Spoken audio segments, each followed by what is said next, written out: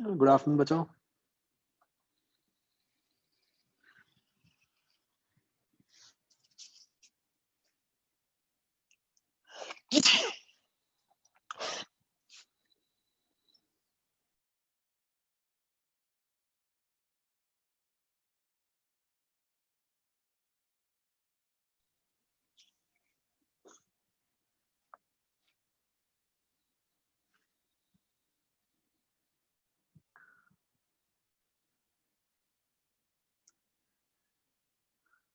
तो बच्चों कल का प्लान तो है फन क्लास का टिल नाउ।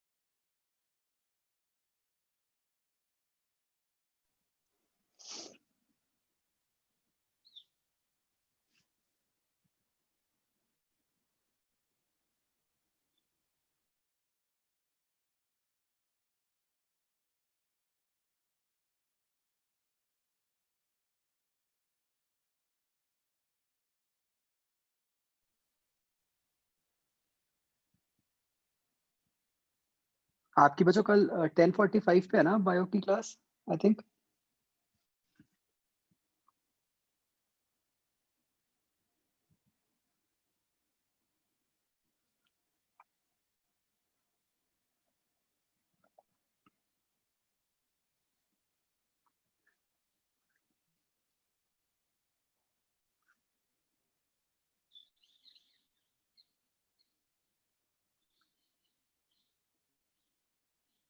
हाँ बच्चों।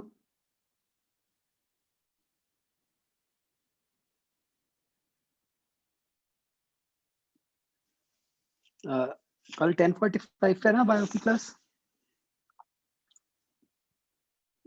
12:45।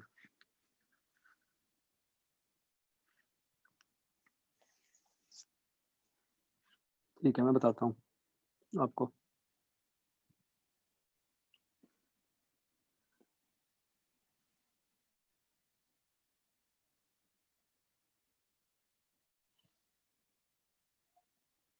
बच्चों ये वाला कर लिया काम।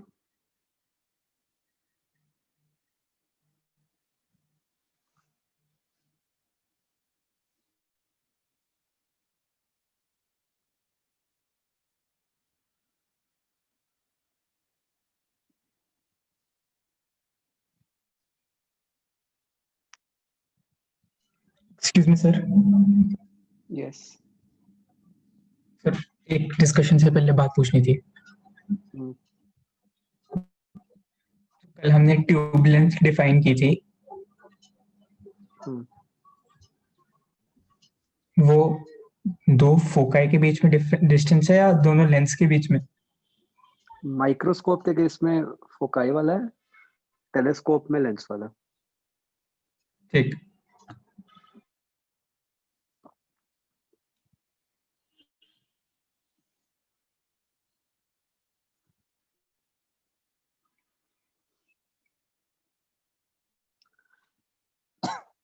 बच्चों iQuest खुलेगा फर्स्ट से, बट अभी it will B only for doubts and tests.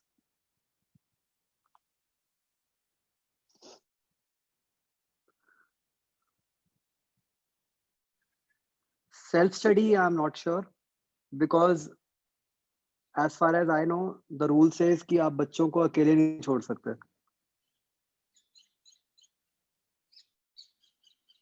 हाँ ऑफ कोर्स टेस्ट ऑनलाइन तो चलेंगे ही,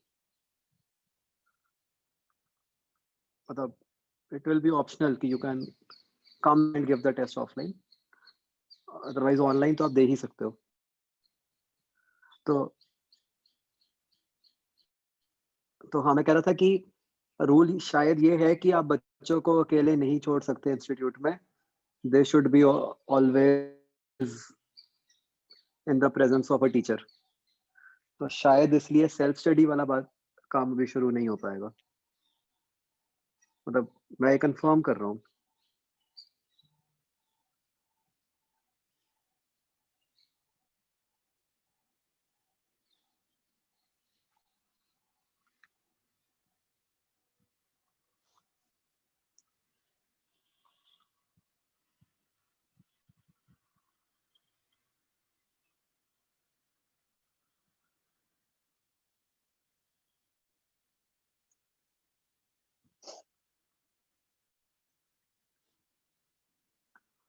हाँ बच्चों, एल पार्ट,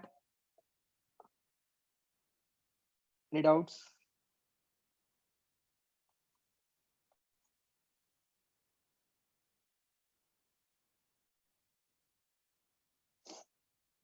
थर्ड क्वेश्चन,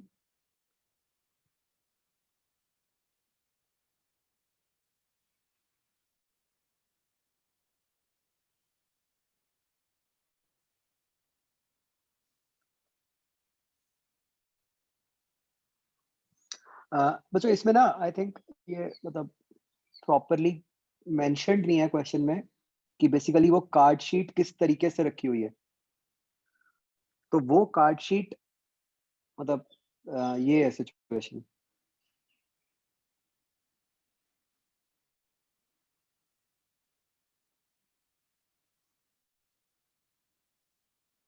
मतलब वो परपेंडिकुलर प्लेन में रखी हुई है। इससे क्या फर्क पड़ेगा बच्चों परपेंडिकुलर प्लेन में रखने से?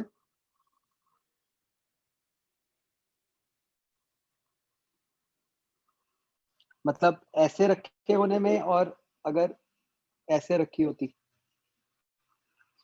पैरेलल टू प्लेन, उसमें क्या फर्क है?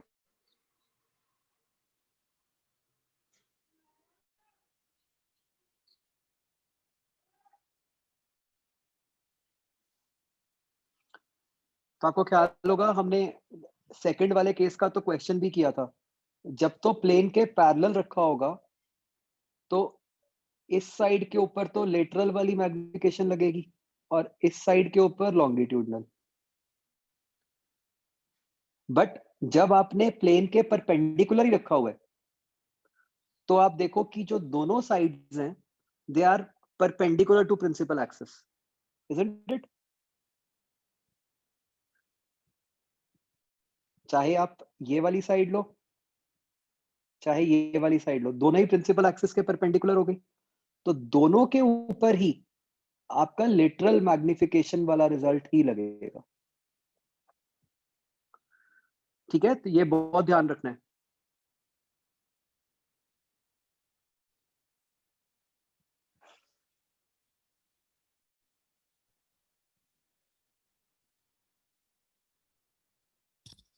सर ये 9 सेंटीमीटर जो दी हुई है ये इमेज का डिस्टेंस दिया हुआ है सर लेंस से। ना, ये ऑब्जेक्ट का डिस्टेंस है, मतलब तो ये यहाँ पर डिस्टेंस बीइंग व्यूड लिखा हुआ है तो सर देखेंगे तो हम इमेज को ही।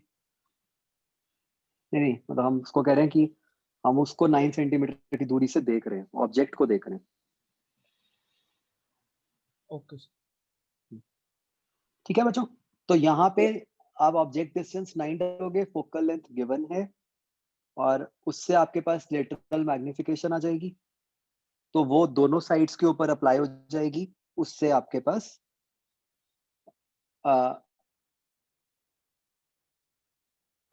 एरिया निकल आएगा। क्या ये समझ आ गया बच्चों?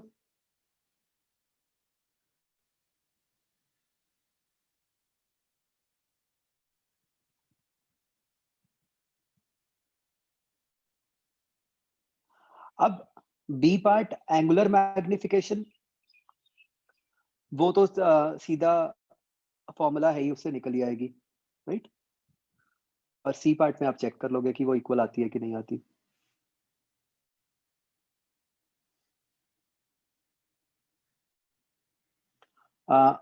फोर्थ भी बिल्कुल ऐसे ही करना है। तो बच्चों ये बताओ मुझे, थर्ड के सी पार्ट और फोर्थ के सी पार्ट में क्या क्या आंसर्स आते हैं?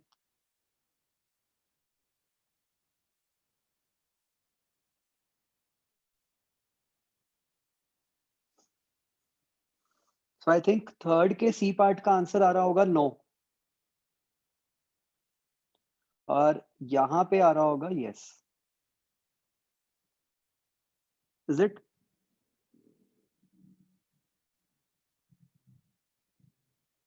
तो मतलब दिस इज वर्थ रिमेम्बरिंग कि किस केस में ऐसा होता है कि मैग्निफिकेशन और मैग्नीफाइंग पावर सेम आती है सिंपल माइक्रोस्कोप के लिए। ठीक है, ये ऑब्जेक्टिव क्वेश्चन बन सकता है। बेसिकली ये दोनों एग्जांपल्स बच्चों थर्ड और फोर्थ एनसीईआरटी के ही हैं। तो ऑब्जेक्टिव क्वेश्चन बन सकता है कि कब लीनियर मैग्निफिकेशन और एंगुलर मैग्निफिकेशन की, और सॉरी लीनियर मैग्निफिकेशन और मैग्नीफाइंग पावर की वैल्यू सेम आएगी। वो तब आएगी जब आपकी इमेज डी पे बन रही होगी। समझ आ गया बच्चों?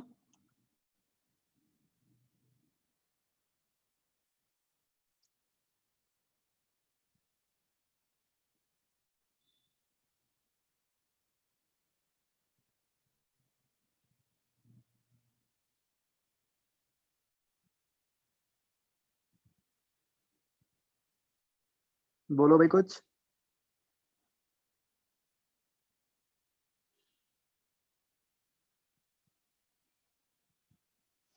Okay okay.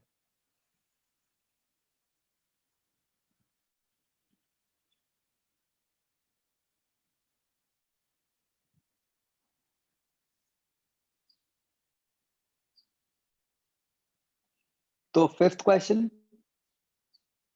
तो इस केस में आपको बता दिया कि एरिया 6.25 है। तो इससे आपको पता चल गया कि जो साइड है वो 2.5 हो गई, राइट? तो ये आपकी मैग्निफिकेशन 2.5 हो गई, राइट? तो इससे आप वी आई निकाल लोगे, वी आई नहीं मतलब वी। तो अगर तो वो इमेज डिस्टेंस 25 से कम आ गया तो फिर आप नहीं देख पाओगे, राइट?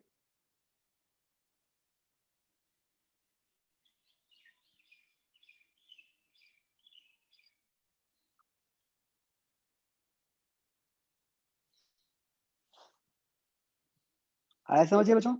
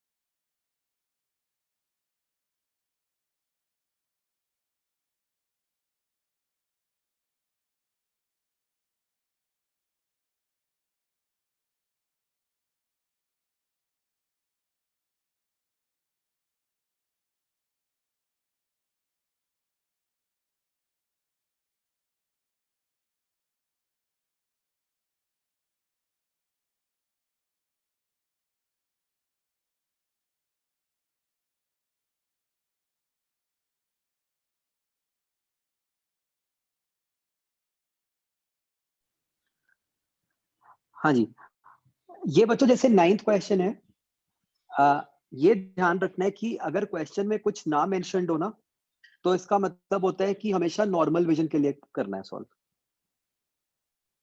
ठीक है?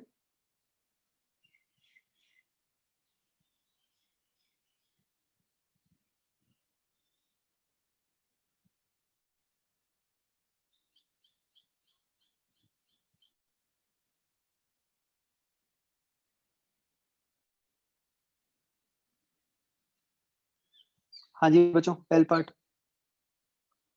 अच्छा बच्चों, एक आपने अब तो क्वेश्चंस कर लिए होंगे, आपको ख्याल होगा, आपने देखा है कि जो माइक्रोस्कोप की मैग्नीफाइंग पावर है और जो टेलीस्कोप की मैग्नीफाइंग पावर है उन दोनों में उल्टा है। एक में 1 plus D by F E है और एक में 1 plus F E by D है।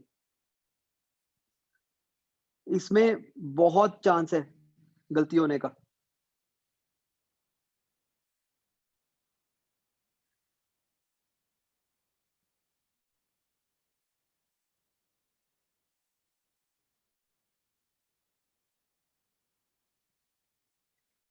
ठीक है,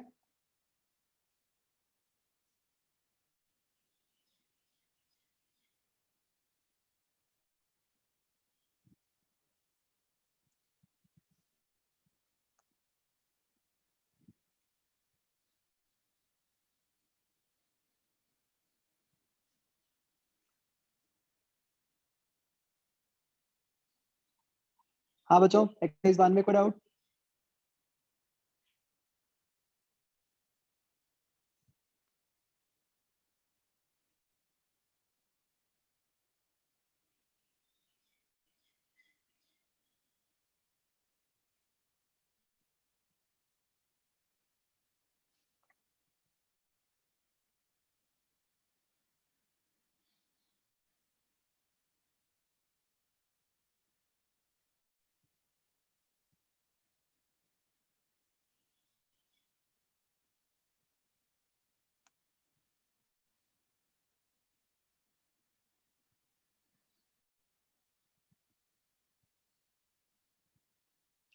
तो ये जो 6th क्वेश्चन है,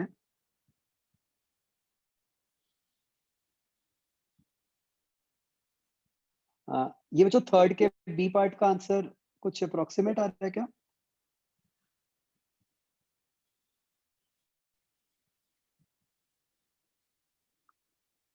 मतलब 33.6 आ रहा है और पीछे 33 दिया है,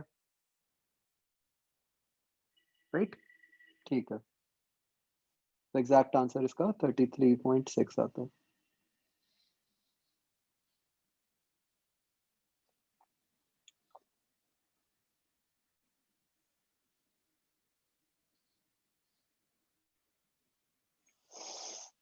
तो 6th क्वेश्चन जो है बच्चों, देखो पहले तो आपको दोनों फोकल लेंथ दी हुई है, नॉर्मल एडजस्टमेंट दी हुई है, तो उससे आप मैग्नीफाइंग पावर निकाल लोगे।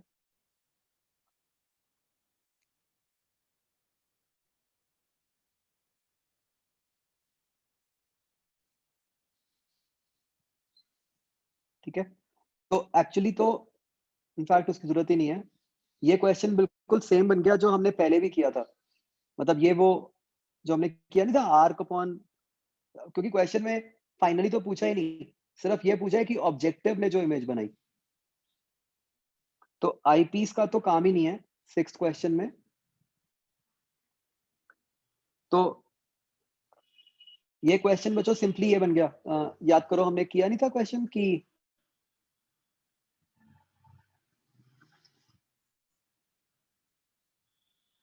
जिसमें वो एंगल सबटेंडेड वाला कंसेप्ट लगाया था हमने।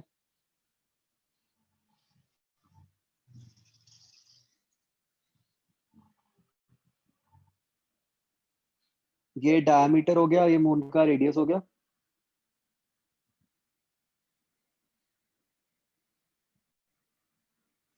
तो हमें पता है कि ऑब्जेक्टिव जो फाइनल इमेज बनाएगा, एक क्वेश्चन याद करो हमने किया था ना ऐसा कि H I by H O is equal to V by U, H I is equal to H O by U into V. तो एच ओ बाय यू क्या बन गया था? Angle theta. खैर मतलब एंगल थीटा तो की जरूरत ही नहीं है, यहाँ तो एच ओ बाय यू की वैल्यू दी हुई है। एच ओ क्या बन गया आपका? डायमीटर। यू क्या बन गया? रेडियस। और वी क्या बन गया? Focal length. ऑब्जेक्टिव जो इमेज बनाएगा वो तो फोकस पे ही बनाएगा ना पक्का।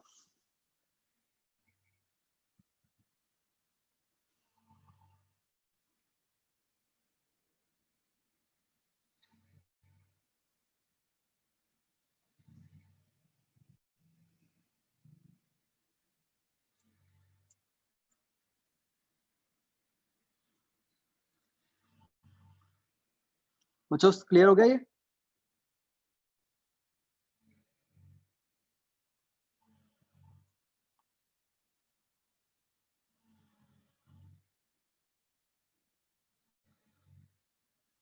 और कोई क्वेश्चन?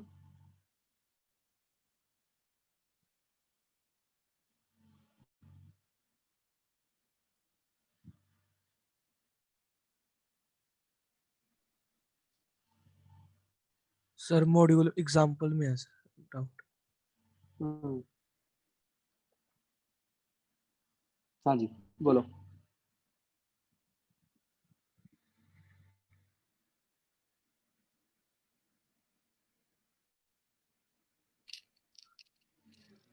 एग्जांपल में सर कौन सा एग्जांपल, किस पेज पे? 53 पेज पे सर। 50? 53 पेज पे। 50 ना? नहीं सर 53 पेज पे। 53? हाँ जी सर। तो मैंने v को f क्यों पुट किया? क्योंकि ऑब्जेक्ट आपका इन्फिनिटी पे हो गया, बहुत दूर है, तो लेंस उसकी इमेज कहाँ बनाएगा? फोकल लेंथ भी बनाएगा।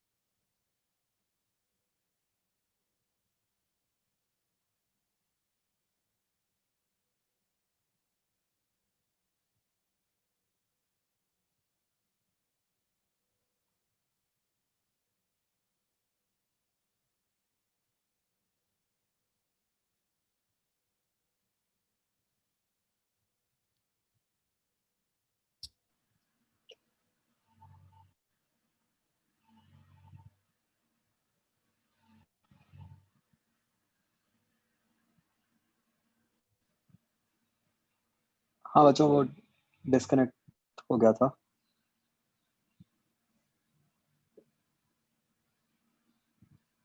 हाँ नितेश, क्या कह रहे थे आप?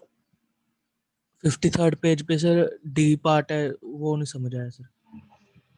उसमें हाँ ये लास्ट बच्चा वाला। एक्सप्लेनेशन ना ऐसे ही लिखी है, इसकी कोई सेंस नहीं है। मतलब सिंपल लॉजिक यही है कि जो मैग्नीफाइंग पावर है वो inversely proportional to focal length है, हाँ जी सर।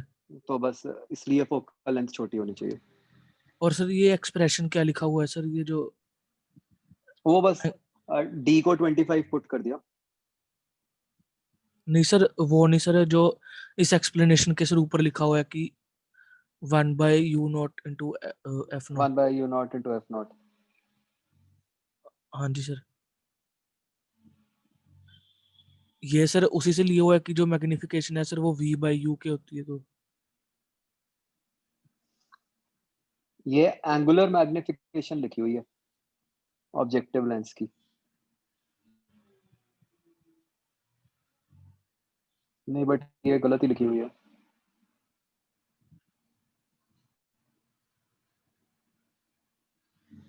ये कुछ गड़बड़ है बच्चों, ये तो हो ही नहीं सकता फॉर्मूला।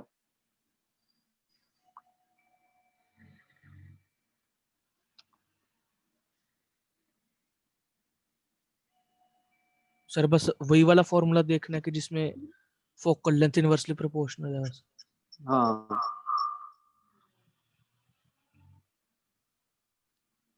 बच्चों, एक सेकंड में आ रहा हूँ।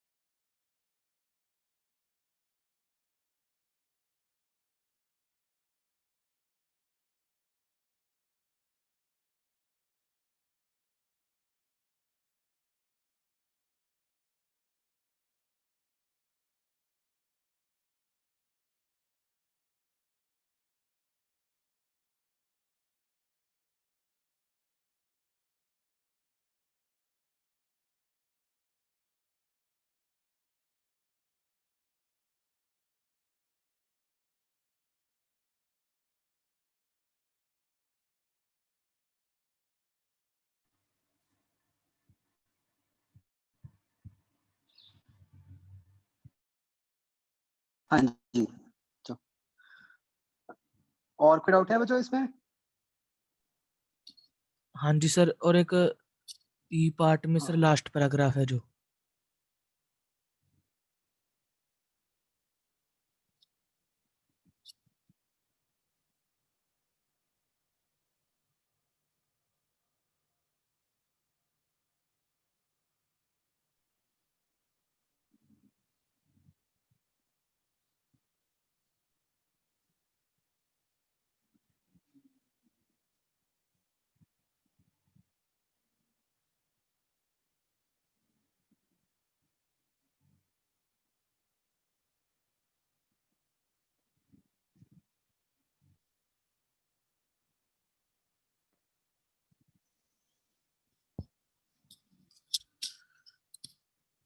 हम्म,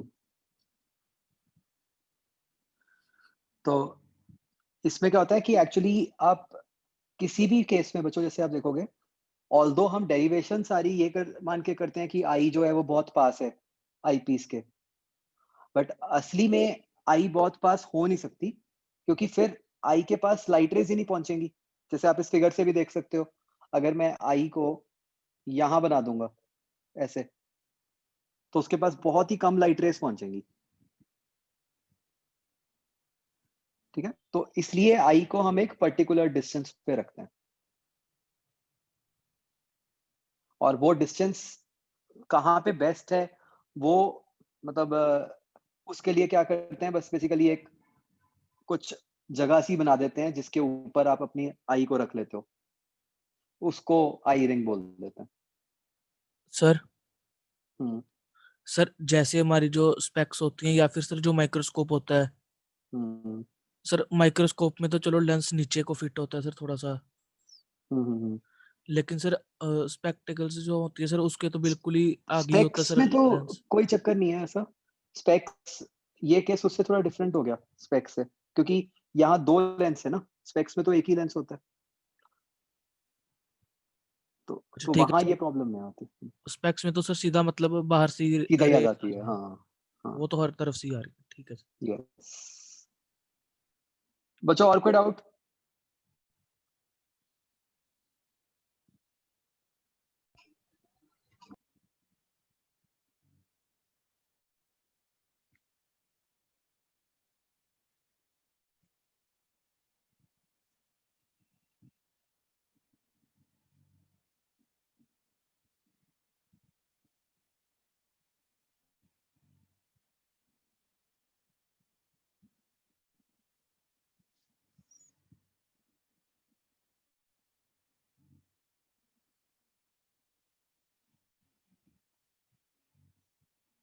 ये बच्चों अपना हो गया था ना।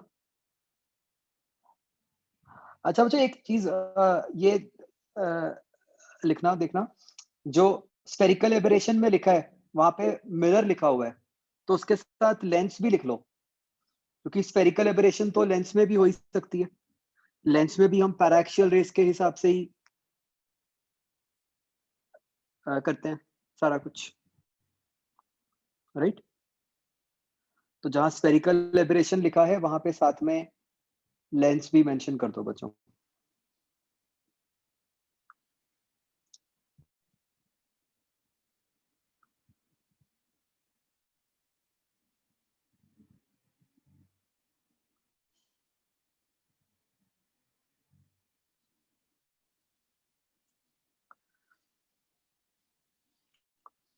ओके, दूसरा, लेंस में ये क्या होता है, first focus, second focus?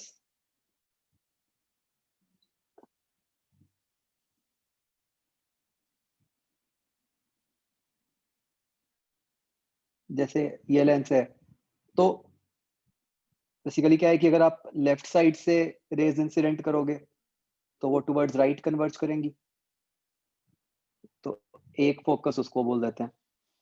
Similarly अगर आप राइट साइड से रेज इंसिडेंट करोगे तो वो लेफ्ट साइड पे कन्वर्ज करेंगी, तो दूसरा फोकस उसको बोल देते हैं।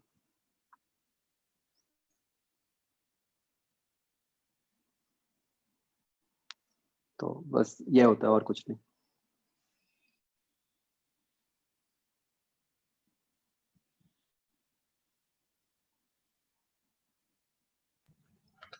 जिस साइड से मैंने लाइट डाली है इन्फिनिटी से, जहां वो कन्वर्ज कर रही है उसको फर्स्ट बोल देंगे और दूसरे को सेकंड। हाँ, यस। ठीक।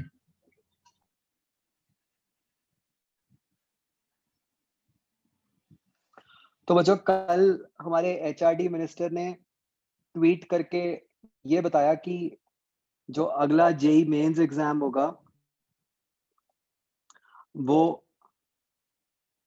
नई नेशनल एजुकेशन पॉलिसी के अकॉर्डिंग होगा, जिसके हिसाब से ये है कि मतलब वो मल्टीपल लैंग्वेजेस में होगा। मतलब उनके अकॉर्डिंग अभी ये बताना ज्यादा इम्पोर्टेंट है, उसका सिलेबस या उसकी डेट वगैरह बताना कोई इम्पोर्टेंट नहीं है, वो कुछ नहीं बताया।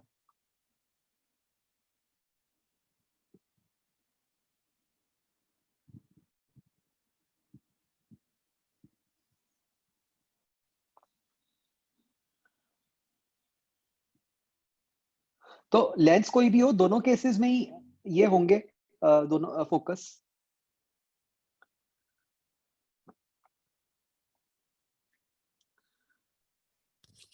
सर जो इनकी फोकल लेंथ होगी सर वो दोनों हर सेम ही हर के आएगी, लेंस में हर सेम होगी। लेंस में सेम ही आएगी। हाँ। ओके।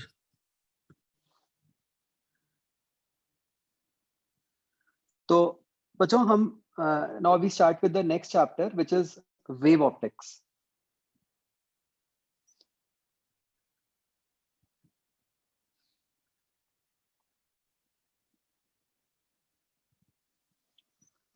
तो पिछला बच्चों जो हमारा पूरा चैप्टर था, हमने उसमें लाइट की रे नेचर की बात की थी।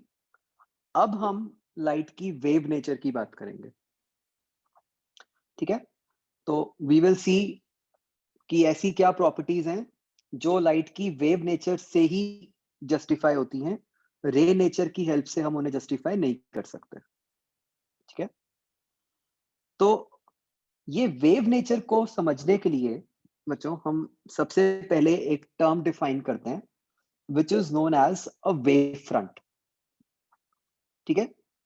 ये एक इमेजिनरी सरफेस है जो कि लाइट रेस के पैरेलल होती है।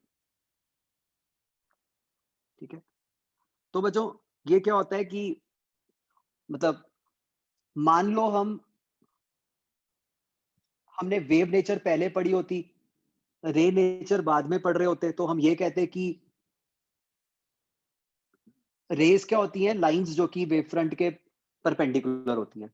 क्योंकि हमने रे नेचर पहले पढ़ी हुई है, तो हमारे लिए रेस की हेल्प से वेव फ्रंट को समझना ज्यादा आसान है। ठीक है। वेव फ्रंट हम बना ही क्यों रहे हैं? बेसिकली वेव फ्रंट की हेल्प से ही हम देखेंगे कि आगे कई जगह पे हम वेव नेचर को एक्सप्लेन कर पाएंगे। ठीक है। तो अब ये वेव फ्रंट है क्या? Surface perpendicular to direction of light rays, and this is imaginary. ठीक है, असली में कुछ नहीं होता ऐसा, this is just a mathematical concept. तो ये लाइट रेस के परपेंडिकुलर डायरेक्शन में एक इमेजिनरी सरफेस है। ठीक है। इसको ड्रॉ कर लो एक बार।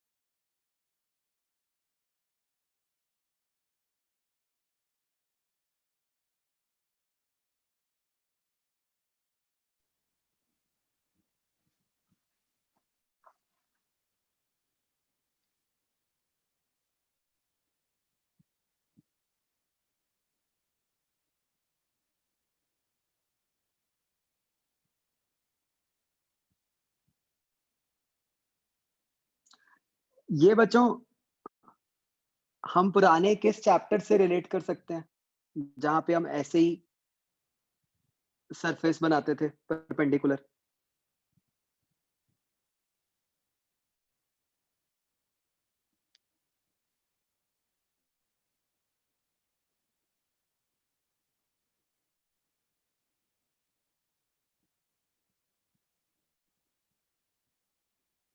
देखो मेरे पास 4 आंसर आए अलग-अलग। एक गॉस लॉ, एक मैग्नेटिज्म, एक फ्लक्स, एक करंट।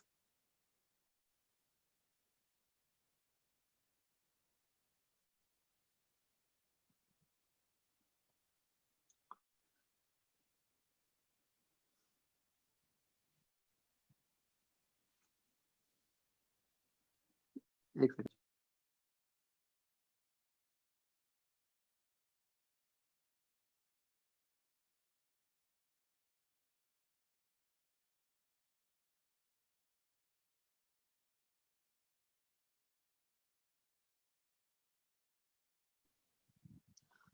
तो हर चैप्टर में बेसिकली किसी ना किसी फॉर्म में यूज़ हो जाता है। जैसे एक केस हो सकता है, मतलब जो मैं एक्सपेक्ट कर रहा था बाय चांस वो नहीं आया, कि अगर आप व्हाइट को फील्ड लाइन्स मान लो, व्हाइट लाइन्स को, तो फिर ब्लू क्या बन गया?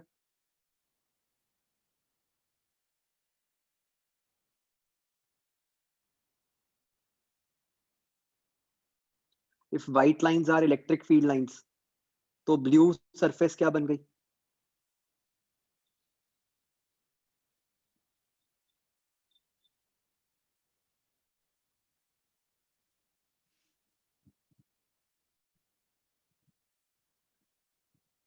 Equipotential surface. भूल गए सब?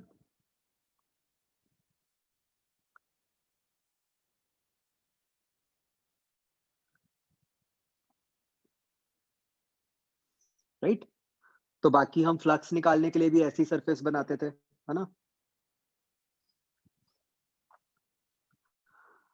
तो बच्चों एक बात समझो, हमारे को अलग-अलग केसेस में वेव फ्रंट्स बनाने को बोला जा सकता है, ठीक है? बट हमारे को जो मेजर एडवांटेज है वो ये है कि हमारे को ये पता है कि वेव फ्रंट और लाइट रेज के बीच में क्या रिलेशन है। तो हम तो किसी भी सिचुएशन में क्या करेंगे, लाइट रेज ड्रॉ कर लेंगे, और अगर लाइट रेज ड्रॉ कर ली तो फिर क्या होगा, उसकी परपेंडिकुलर सरफेस बना दो तो वो वेव फ्रंट बन जाएंगे। Isn't it? तो अगर किसी क्वेश्चन में आए भी कि वेव फ्रंट ड्रॉ करो, आपने तो क्या करना है, पहले लाइट रेज ड्रॉ कर लो और फिर उसकी परपेंडिकुलर सरफेस ड्रॉ कर लो। तो ये वेव फ्रंट की बच्चों क्या प्रॉपर्टीज होती हैं, देखो। सबसे पहले तो ये कि ये जो वेव फ्रंट होता है ये भी स्पीड ऑफ लाइट से ही ट्रेवल करता है। अच्छा चलो पहले हम ये बाद में लिखते हैं। पहले हम कुछ केसेस में देखते हैं कि वेव फ्रंट्स कैसे होंगे। तो बच्चों बताओ, अगर पॉइंट सोर्स ऑफ लाइट होगा,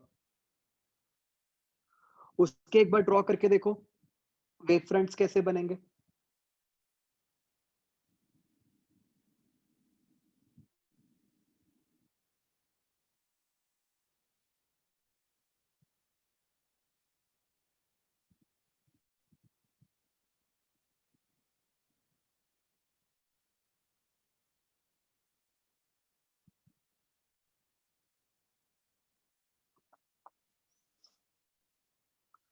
तो पॉइंट सोर्स से आप लाइट रेज हर डायरेक्शन में बाहर निकलते हुए दिखाओगे, राइट? तो जो वेव फ्रंट्स हैं वो कैसे बन जाएंगे, सर्कुलर।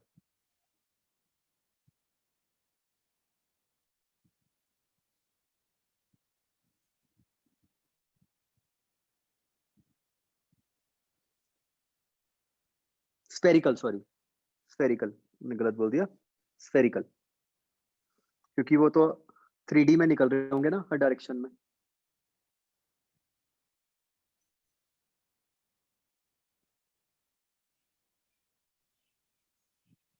तो अगेन बच्चों, ये बिल्कुल एग्जैक्ट यही फिगर हम बनाते हैं अगर पॉइंट चार्ज हो तो उसकी इक्विपोटेंशियल सरफेस बनानी हो अगर, है ना?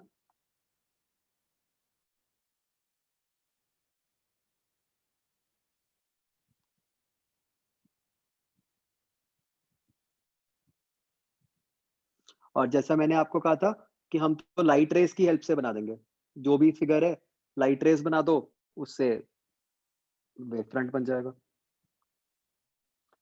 अच्छा, अगर लीनियर सोर्स ऑफ लाइट हो,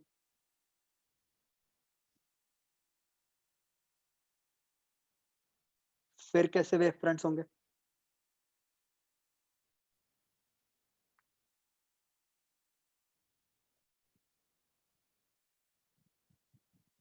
लीनियर सोर्स का क्या मतलब है? Something like tubelight.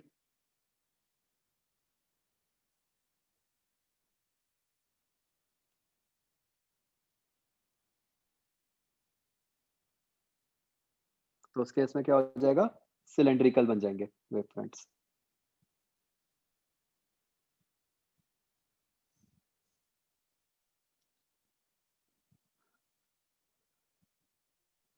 अगेन बच्चों, ये फिगर हम कब बनाते थे? जब हमें लाइन चार्ज के लिए फील्ड निकालनी होती थी, तो हम सिलेंड्रिकल गॉसियन सरफेस बनाते थे, याद है? Excuse me sir, yes. Capsular से नहीं बनने चाहिए, अगर ओरेज तो ऊपर को भी निकाल लेगा एक तो। नहीं, इसमें मतलब वी आर अज्यूमिंग कि लॉन्ग, मतलब बहुत लंबा है। अच्छा ठीक।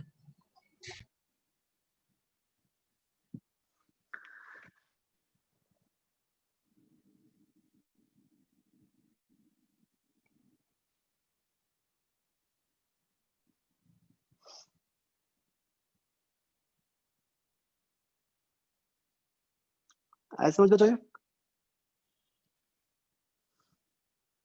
तो अब जैसे मैं आपको कह रहा था कि प्रॉपर्टीज ऑफ वेव फ्रंट्स, तो एक तो ये बच्चों की वेव फ्रंट्स भी स्पीड ऑफ लाइट से ही ट्रैवल करते हैं,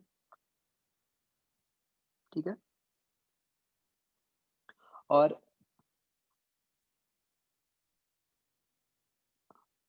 दूसरी बच्चों जो बहुत इंपॉर्टेंट प्रॉपर्टी है वेव फ्रंट्स की, जिस कारण से रादर हमने वेव फ्रंट्स बनाए हैं, वो ये है कि see, definitely wave front has got something to do with wave. और आपको याद होगा कि वेव की इक्वेशन में एक टर्म आती थी फेज की, है ना, जो एंगल होता था अंदर। तो एक वेव फ्रंट के ऊपर जितने भी पॉइंट्स होते हैं, उनका सेम फेज होता है। Very important property.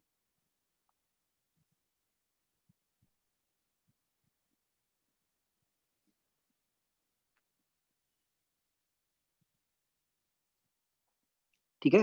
तो ये तो क्योंकि हमने पहले रे ऑप्टिक्स पढ़ा हुआ है, तो हम वेव फ्रंट की डेफिनेशन ये लिख देते हैं कि imaginary surface perpendicular to light rays. ठीक है ना? अगर लाइट रेज की हेल्प ना लेनी हो, तो जो मैथमेटिकल डेफिनेशन है वेव फ्रंट की, वो यही है कि all such points which have same phase.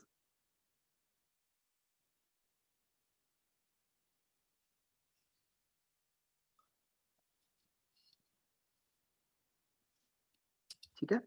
इसको यूज कैसे करना है अभी आगे देखेंगे, वो अभी आएगा, उसकी चिंता मत करो। बस बट ये पता होना चाहिए हमें कि वेव फ्रंट के ऊपर सारे पॉइंट्स का सेम फेज होता है।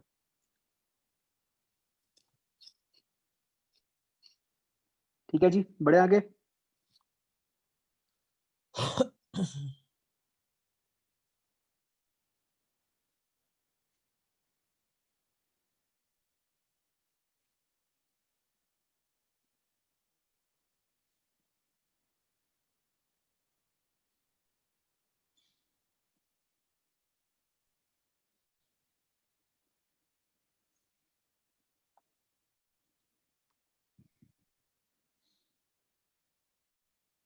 लिख लिया बच्चों?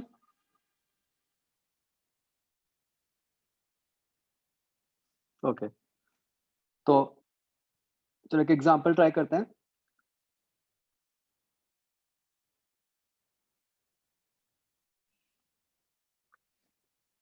Draw wavefronts for a parallel beam of light passing through a convex lens.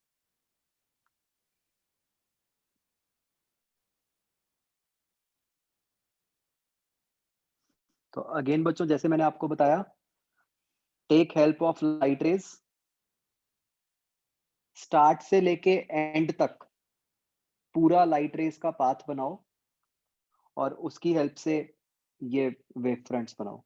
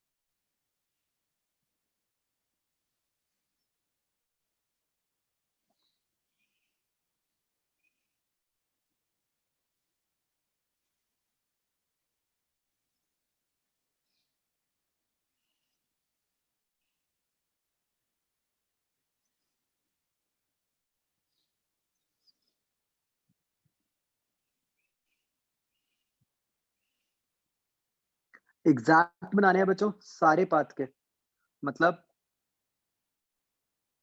Lens के थ्रू पास करने से पहले, लेंस के थ्रू पास करने के बाद।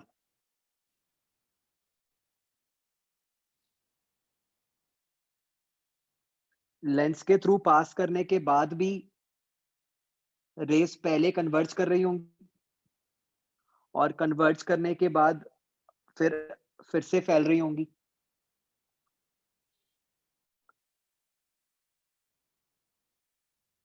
हाँ ठीक है आदित्य।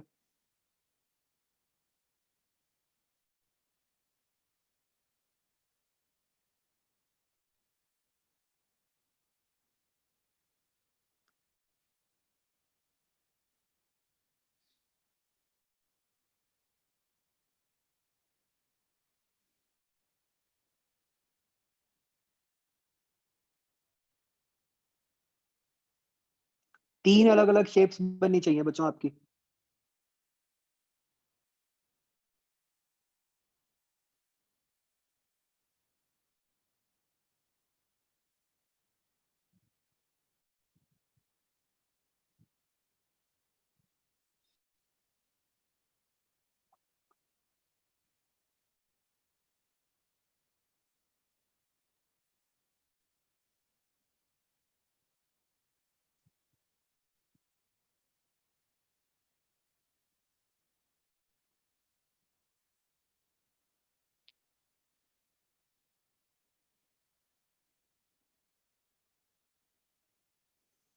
क्या आई थिंक बिल्कुल आसान है, लाइट रेज बना सकते हो आप तो उसके परपेंडिकुलर सरफेस भी बना सकते हो।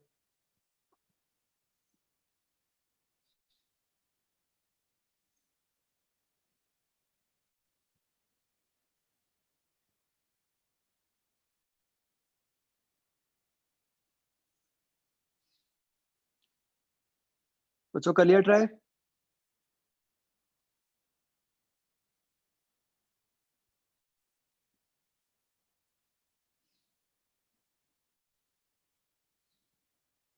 तो देखो ये इस तरीके से बनना चाहिए आपका।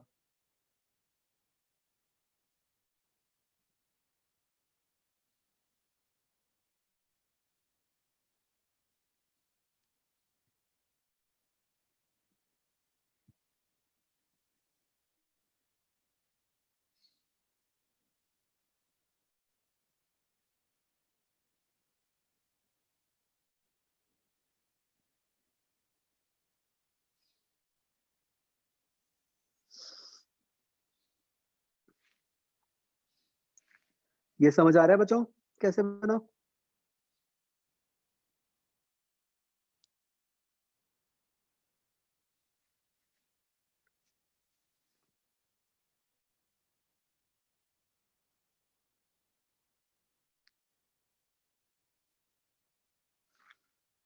लेंस के बाद देखो बच्चों, पहले रेस कन्वर्ज कर रही है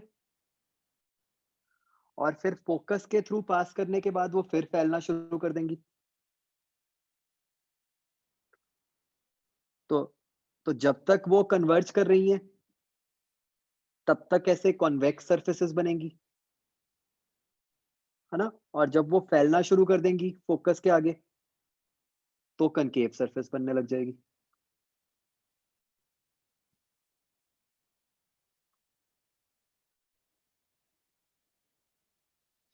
राइट? आप तो लाइट रेज से देखो, लाइट रेज के परपेंडिकुलर सरफेस बनानी है हमें,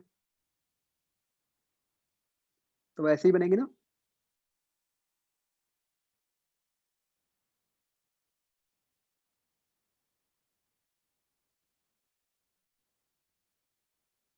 हाँ बच्चों, इस टाइप के क्वेश्चंस इंपॉर्टेंट हैं, देखो इसमें अगर कोई भी डाउट है प्लीज आस्क।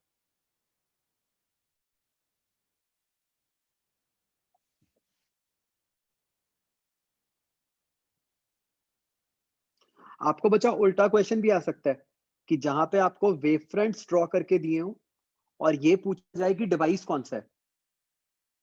राइट? कि आपको सोचो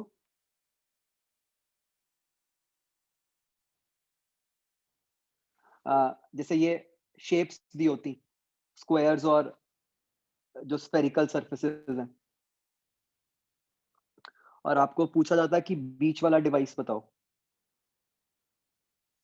तो ये देखो बच्चों, लेंस से रेज इस तरह से जा रही होंगी ना,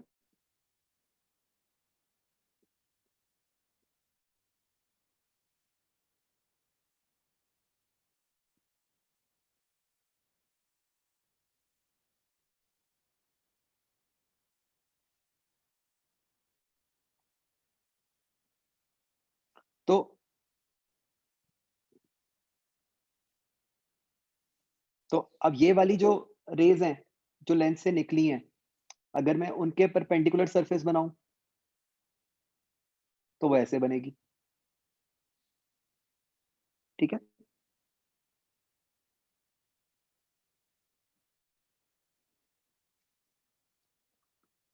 और अब जो रेज फोकस के बाद बन रही हैं उनकी सरफेस कैसी बनेगी?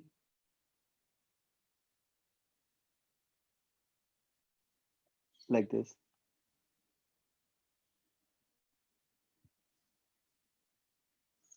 तो जो एक डाउट आया था कि क्या हम इसको कंप्लीट करके स्फीयर ही बना दें पूरा, तो नहीं।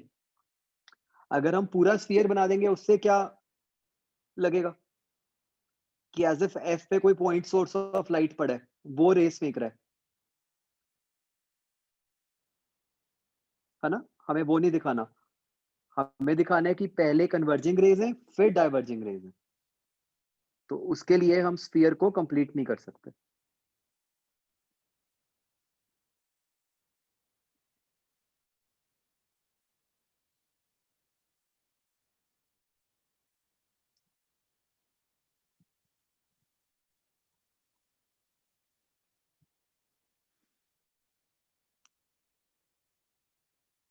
मतलब अगर हम दोनों ब्लू को कहें कि कंप्लीट कर दें और स्फीयर बना दें तो वो नहीं करना।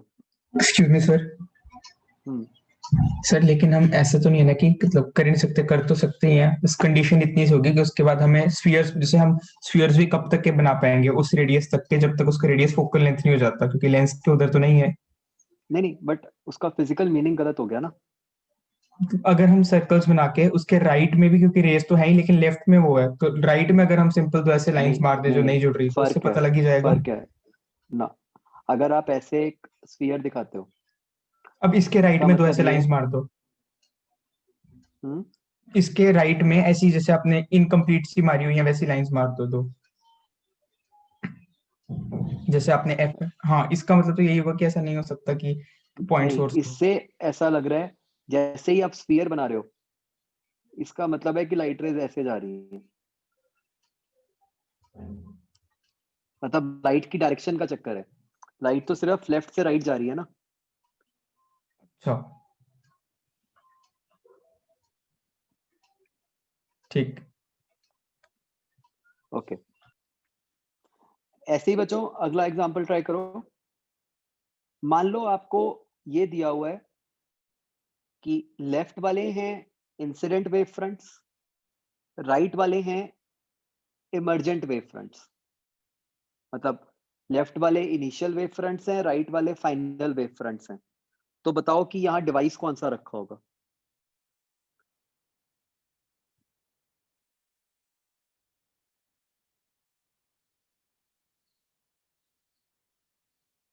दो पॉसिबिलिटीज हो सकती हैं, दोनों सोचो।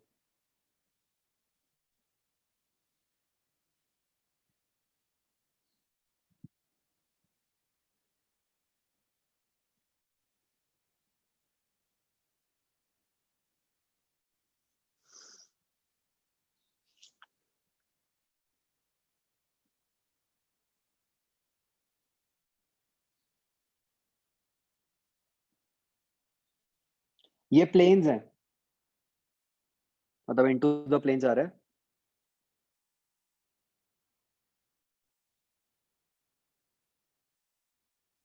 Think of to possibilities.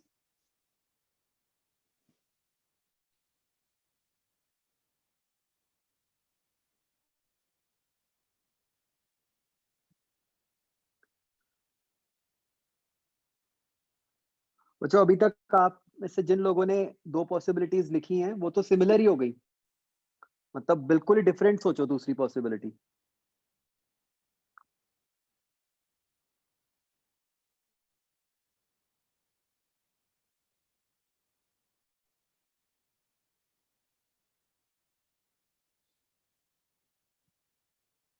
Aryan गलत है।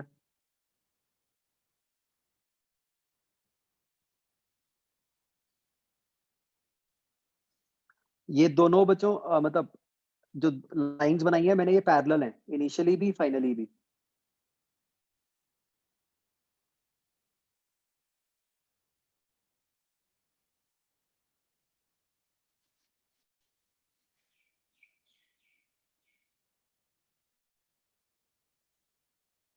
एक तो बच्चों मिरर है ना, वो तो सबने सोच लिया। ये वेव फ्रंट्स हैं, यस। मिरर के अलावा दूसरा क्या हो सकता है।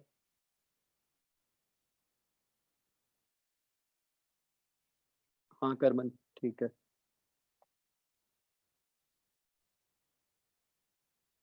मुस्कान ठीक है।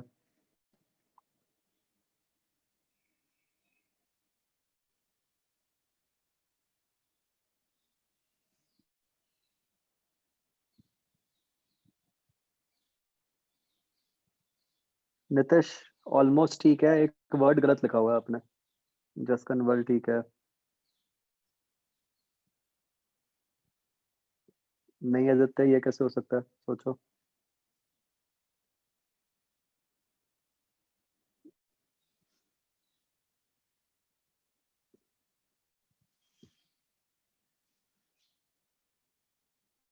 हाँ अब नितिश ठीक है।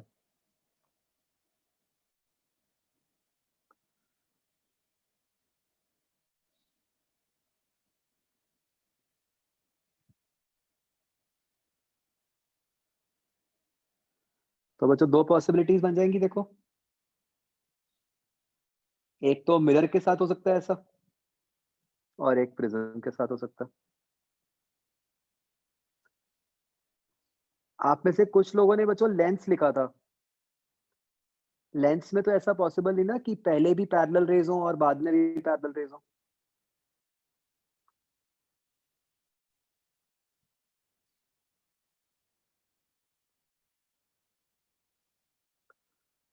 और कुछ लोगों ने टीआईआर लिखा था। टीआईआर ऑफ कोर्स हो सकता है, बट चलो फर्स्ट केस और टीआईआर तो सिमिलर ही हो गए।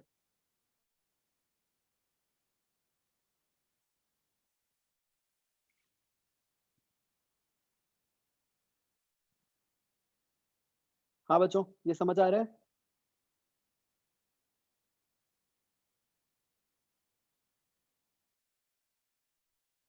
बच्चों ये ना, ये जो वेव फ्रंट्स वाला पार्ट है जो जो हम आज कर रहे हैं, ये अभी तक नीट के हिसाब से बड़ा ही अनएक्सप्लोर्ड पार्ट है। बहुत ही रेयरली कभी कोई क्वेश्चन आया, मुझे तो याद ही नहीं आ रहा कि अगर कोई क्वेश्चन आया भी है कभी, तो इसलिए this becomes very important.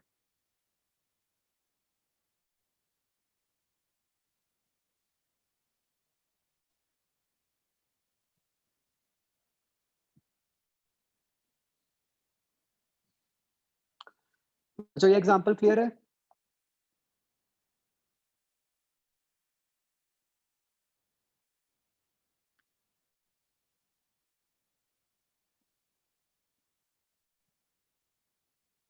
Again refraction from curved surface में भी ऐसा पॉसिबल नहीं है कि पहले भी पैरेलल रेज हो और बाद में भी पैरेलल रेज हो। कर्व्ड सरफेस में तो हमेशा पास करने के बाद कुछ कन्वर्जिंग या डाइवर्जिंग हो जाएगा ना।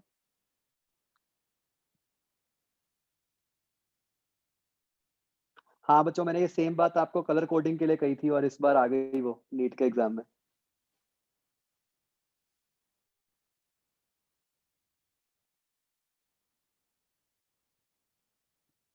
Glass slab is not possible क्योंकि ग्लास स्लैब में तो फिर रेस पैरेलल ही होती हैं।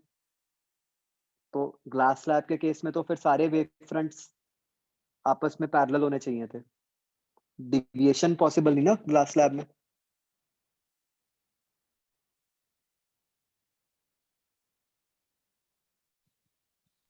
एक्सक्यूज मी सर, हाँ जी। लेकिन एक glass slab as a prism भी तो बिहेव कर सकता है। उसके लेफ्ट फेस से निकली और ऐसा कुछ बन गया कि पैरेलल निकलने से पहले ऊपर वाले से निकल गई, तो वो तो ग्लास स्लैब भी सकता है यहाँ पे। नहीं, फिर ग्लास स्लैब कैसे हुई वो? मतलब स्लैब तो वो रहा ही, बस उसने एक्ट एज अ प्रिज्म कर दिया। प्रिज्म तो हम एक डिवाइस को बोलते हैं ना, उसने काम प्रिज्म वाला कर दिया, रहा तो वो ग्लास स्लैब। क्या? एक ग्लास स्लैब था मान लो, तो इससे पहले वो उसके राइट वाले फेस से निकलती रेज वो ऊपर वाले तिरछे फेस से निकल के, मतलब उसने एज अ प्रिज्म एक्ट कर दिया 90 डिग्री वाले एंगल वाला। हाँ मतलब फिर आप प्रिज्म ही कहोगे ना, फिर आप डिवाइस तो ग्लास ग्लास स्लैब स्लैब ही नहीं है। कहोगे। डिवाइस तो भाई ग्लास ऐसा स्लैब ही कुछ है। मत कर देना, नीट में मारे जाओगे। तो यही सोच के बोला था। इतना दिमाग नहीं लगाना नीट में, ठीक है? मतलब अगर मान लो कोई डायमंड भी है, उससे भी अगर दो फेस से निकल रही है तो काम तो प्रिज्म वाला हुआ, लेकिन रहा तो वो डायमंड ही। नहीं तो आप सीधा सीधा फिर प्रिज्म ही लिखोगे ना, इतना इनडायरेक्टली नहीं बना के लिखोगे। ठीक।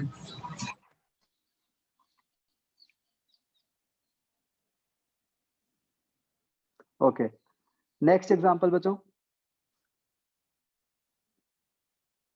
Very important example. ये एक बाउंड्री है और वेव फ्रंट्स बने हुए हैं। Tell the relation between n1 and n2।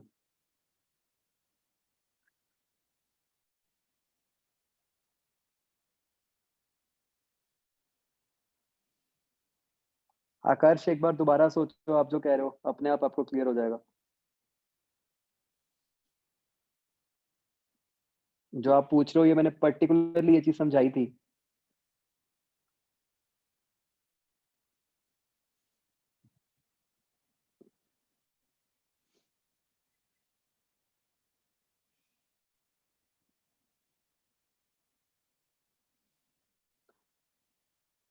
मतलब आपने n1 n2 में बच्चों रिलेशन बताना है, कौन सा बड़ा है कौन सा छोटा है या इक्वल है, उस तरह से।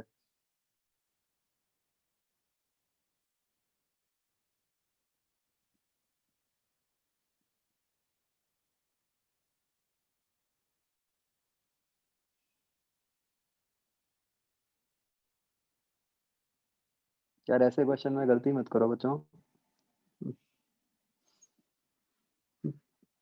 तो बस सीधा सीधा लाइट रेज बनाओ। लाइट रेज आपको दिख जाएगा कि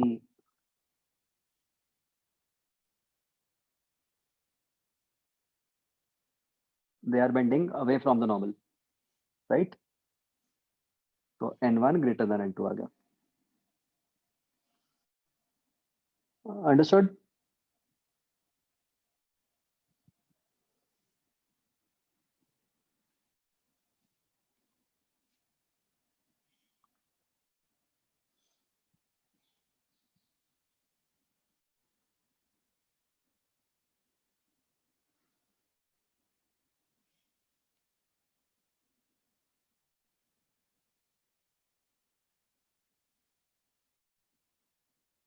ये क्वेश्चन बच्चों आईआईटी में आया हुआ है।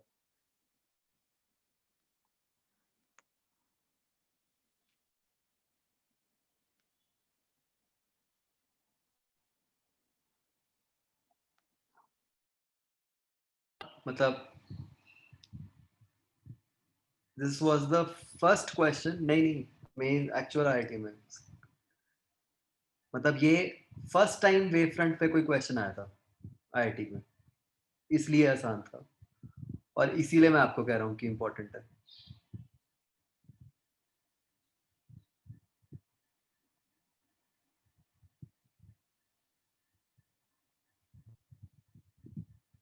नहीं, इस साल भी वेव फ्रंट पे आया था बट वो ये क्वेश्चन नहीं था वो भी आसान ही बिल्कुल।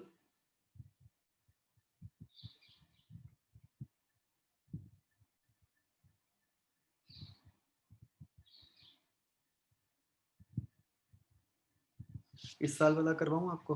एक मिनट, बिल्कुल ही आसान था वो भी।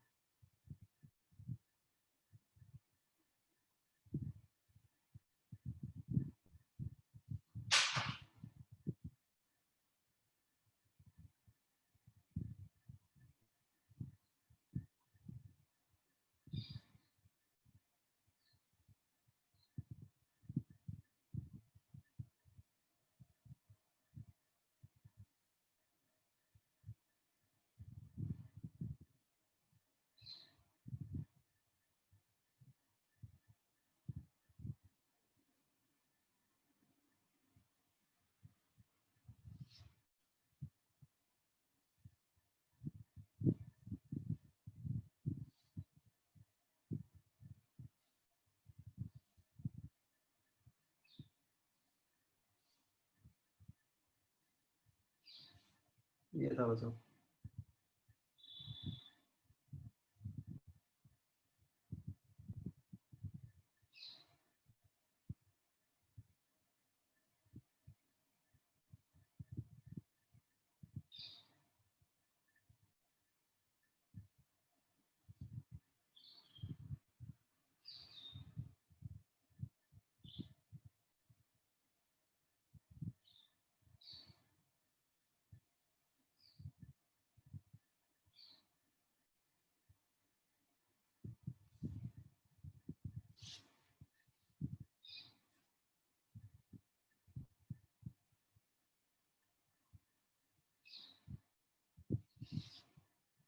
ये बच्चों बस पैरेलल बीम ऑफ लाइट है और ये इस तरीके से एक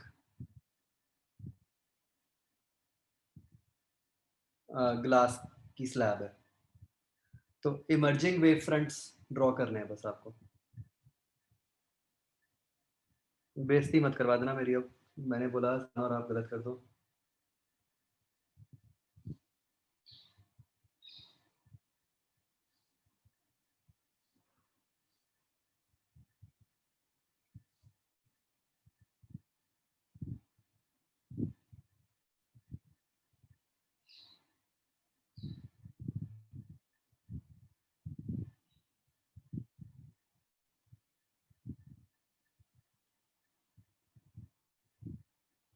जो आदित्य आप कह रहे हो मुश्किल क्वेश्चन, वो कैंसिल ही हो गया, उसमें उन्होंने कुछ गलत दे दिया था।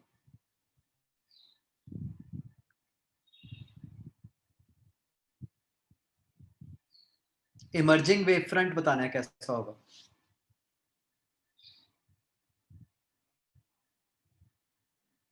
शेप, हाँ। Should I give you options?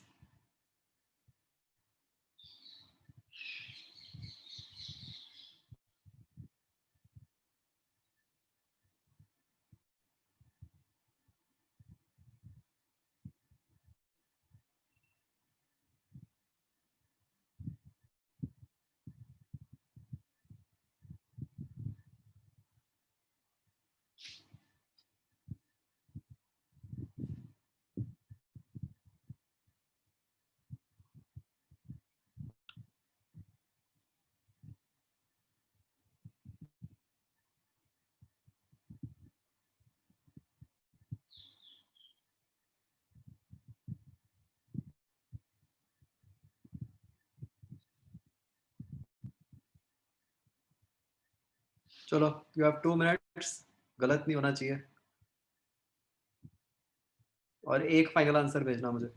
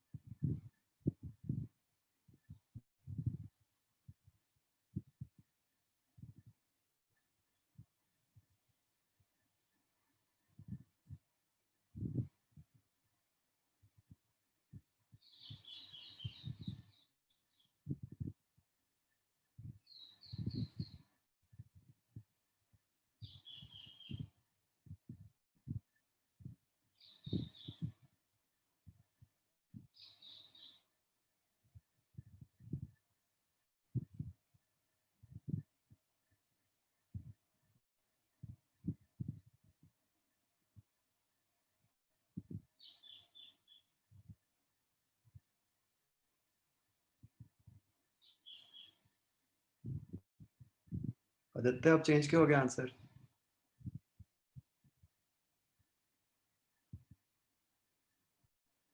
इतनी जल्दी मत किया करो।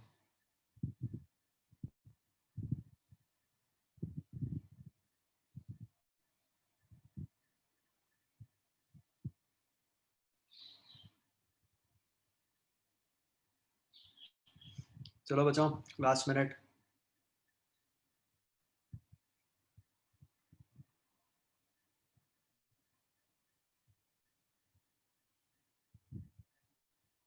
होना चाहिए यार, कुछ भी नहीं है इसमें।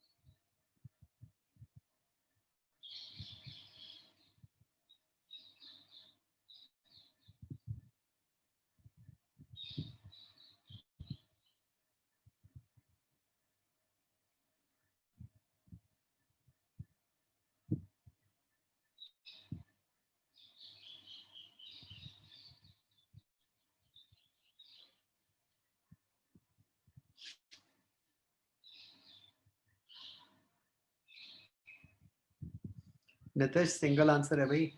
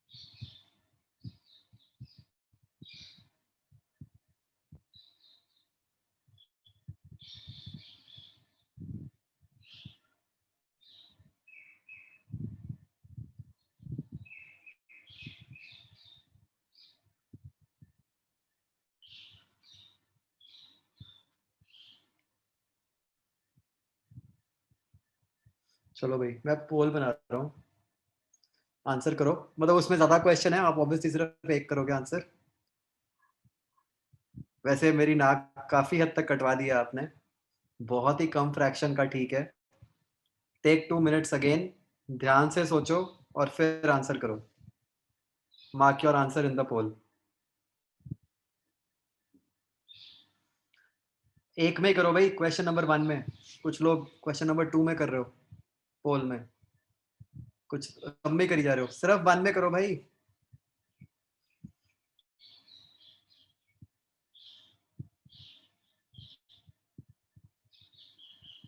प्लीज कुछ रख लो मेरी इज्जत, ध्यान से करो सोल्व।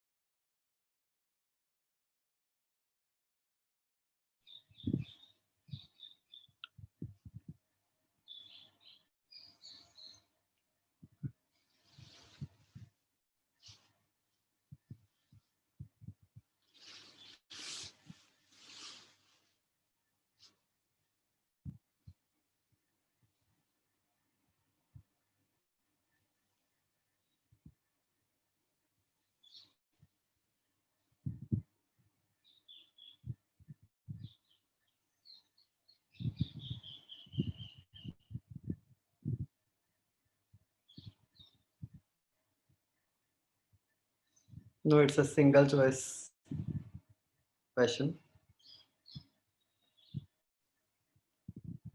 अभी तक 12 लोगों ने किया भाई आंसर।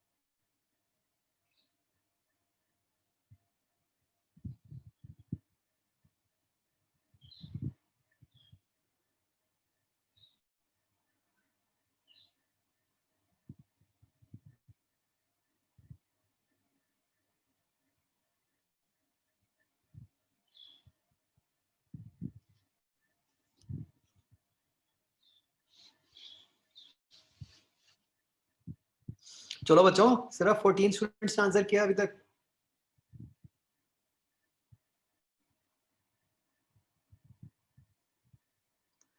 अच्छा, आई थिंक सारे क्वेश्चंस के आंसर मार्क करने पड़ रहे हैं, तभी सबमिट होगा। तो कर दो, सब में कर दो सेम। ये मेरे पास पहले से बना पड़ा था एक्चुअली पोल।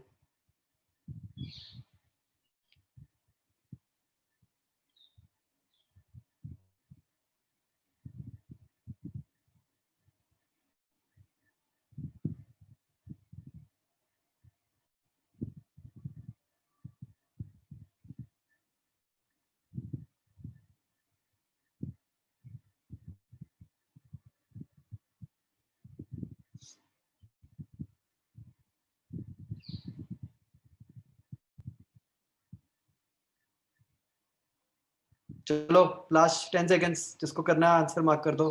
मैं बंद कर रहा हूँ फिर।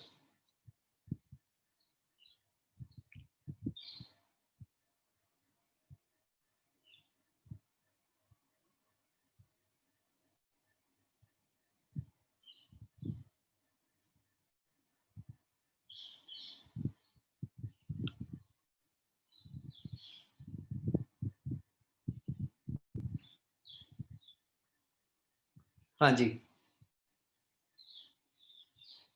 तो मजा नहीं आया मुझे खास।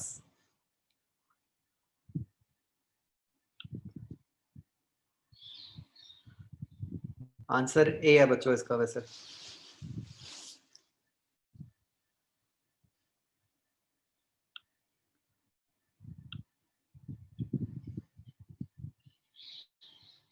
तो 50% लोगों का ठीक है।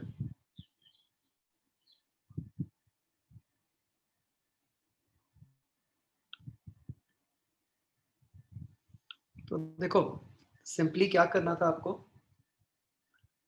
अगर आप ध्यान से देखो ये जो शेप दी हुई है आपको, ये 3 पार्ट्स का कॉम्बिनेशन है।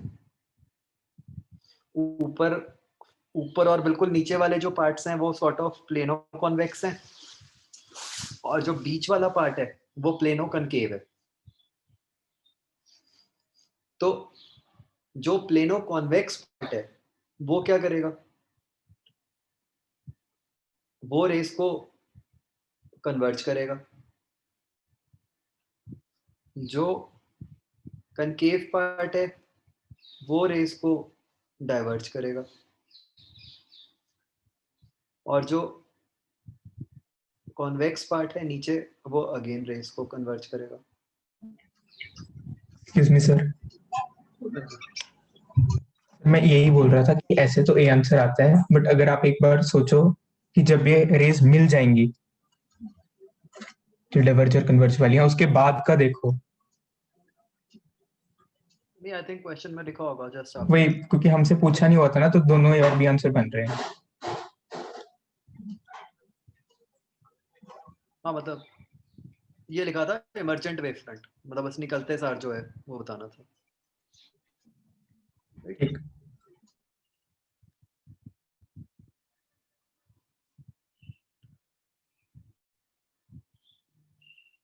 हाँ बच्चों ये आ गया समझ।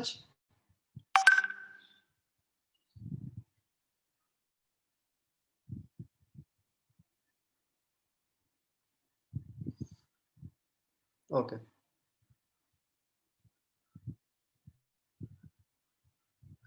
चलो ठीक है बच्चों, दैट्स इट। आगे नेक्स्ट क्लास में करेंगे।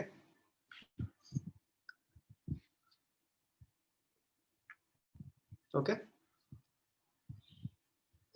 इसमें अभी आप एक्सरसाइज से नहीं कर पाओगे ज्यादा questions, but read the theory जो वेव फ्रंट्स की है। मैं पेजेस आपको अभी मैसेज कर दूंगा देख के, ठीक है।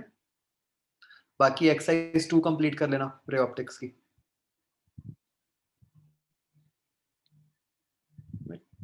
चलो ओके बच्चों, बाय। Thank you sir.